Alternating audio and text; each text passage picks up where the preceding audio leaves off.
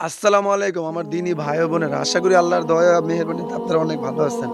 এই যে আমার পিছনে একটা বাড়ি দেখতেছেন, এই বাড়ির মালিক হলো স্বপন ভাই। উনি ২ দিন আগে জীবিত ছিল। কিন্তু উনার ইচ্ছা ছিল এই বাড়িটা হয়তোবা ২-৩ তালা করবে।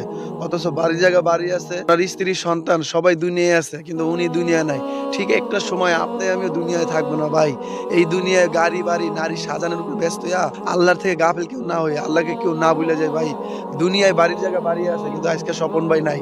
ঠিক আপনি আমি দুনিয়ায় থাকবো না কিন্তু আপনারা আমার বাড়ি গাড়ি নারী স্ত্রী সন্তান মা বাবা পুরা ফ্যামিলি আত্মীয় স্বজন সবাই দুনিয়া থাকবে, কেউ আপনার সাথে আমার সাথে ওই কবরে যাবে না। এই দুনিয়ায় একদম খালি হাতে আইছি, ঠিক খালি হাতে ওই কবরে যাইতে হবে। যদি খালি হাতে কবরে যাইতে হয় তো কেন আমরা আল্লাহর থেকে গাফেল, কেন আমরা নবীর সুন্নত তরিকায় মাথায় টুপি মুখে দাড়ি রাখি না, আল্লাহর মহান হুকুম ছেড়ে দিই ভাই। আল্লাহর রাস্তায় আপনাদের কাছে কোনো রসুল আসবে না, কোনো সাহাবী আসবে না, আল্লাহর বড় ওলিও আসবে না। আমার মতো সাধারণ মানুষ আপনাদেরকে নামাজের দাওয়া দিই, কালেমার দাওয়া দিই ভাই। আল্লাহর রাস্তায় দিনের খাতিলে আপনাদের পায়ে হাত দিয়ে বলি ভাই, এক ওয়াক্ত নামাজ ছাইরেন না। নামাজ ছাড়া দ্বারা আল্লাহকে ভালোবাসা হয় না। মাথায় টুপি, মুখে দাড়ি আর মেয়েরা পর্দা না করার কারণে নবীকেও ভালোবাসা হয় না।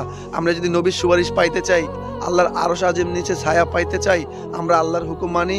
কেউই আমরা নফসায় জিন্দেগি না করে রফসায় জিন্দেগি করি।